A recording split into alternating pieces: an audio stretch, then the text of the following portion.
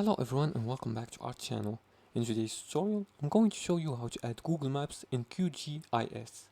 QGIS, Quantum GIS, is an open source geographic information system.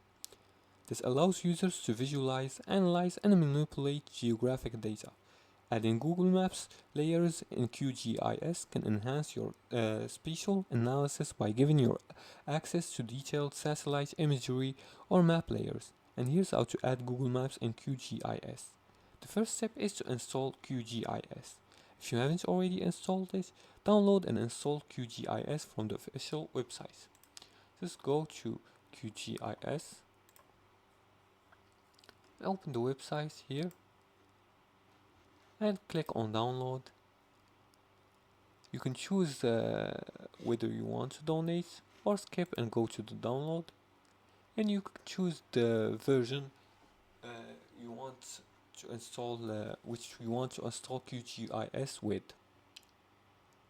Now the third step is to install the Quick Map service plugins, and to do that, just on QGIS. After you start a new project by clicking projects and new, go to plugins and click on manage and install plugins and search for Quick Map service and click on install.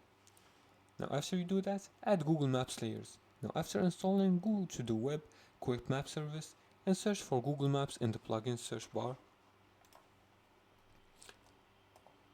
Maps.com here, and choose between Google Maps, Google Satellite or Google Terrain.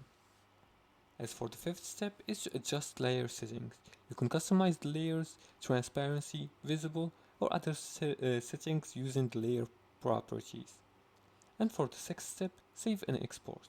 You can save your projects to preserve the Google Maps layers in your QGIS projects.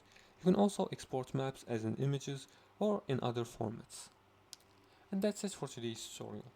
Integrating Google Maps into QGIS expands your mapping capabilities by giving you access to accurate, up-to-date maps and satellite imageries. Whether you're working on spatial analysis, urban planning, or environmental studies, this powerful combination enhances your projects. And that's it for today's tutorial. If you liked this video and found it helpful, please like and subscribe. Feel free to leave a comment below the video if you have further more questions about this topic. Thanks for watching and see you again in the next tutorial.